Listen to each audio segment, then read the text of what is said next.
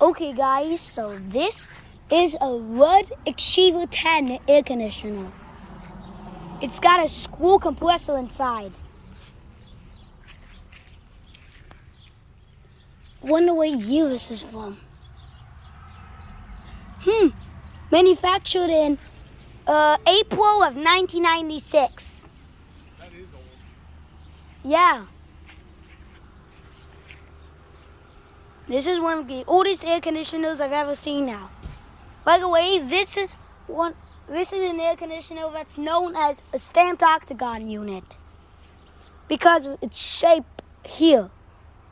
It looks kind of like an octagon. This is a public property. We're the only ones here. I'm here to film the air conditioner, which I just did.